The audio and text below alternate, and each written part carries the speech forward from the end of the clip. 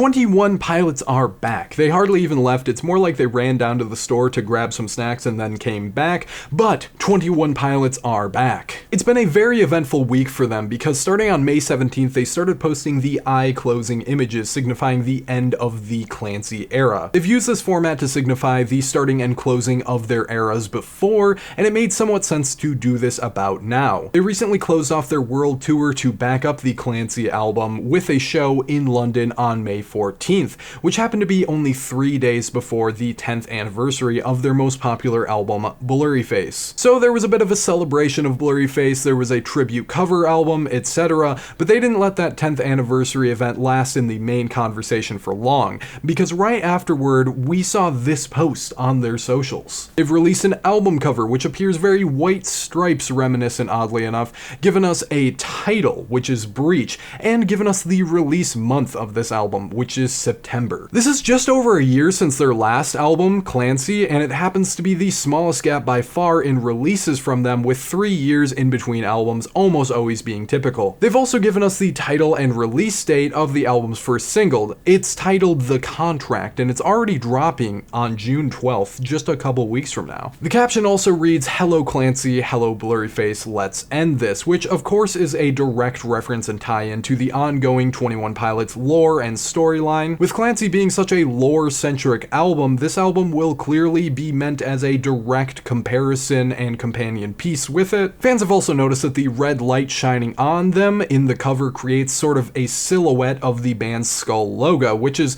of course very iconic recurring imagery for them, but also calls back directly to the Blurryface era. This title also feels like somewhat of a mashup between the words Trench and Blurryface, which is possibly intentional callbacks to everything we saw them do in an earlier era. Another cool note is that the way that Tyler's stance on the album is a bit slanted makes them sort of recreate the overall 21 Pilots logo in their pose. Also, given the red and black Blurryface-esque color scheme, this seems like it'll be a very definitive, conclusive, full circle moment for the band. I highly doubt they'll retire at this point in their career. They're very successful and everything, but it'll clearly be a big send-off to what we've seen them do before this point. So that's what we know for now on 21 Pilots' upcoming album. What do you think of what we're seeing so far? Are you excited for the album? Let me know in the comments section. And remember to like and follow for more music-related content.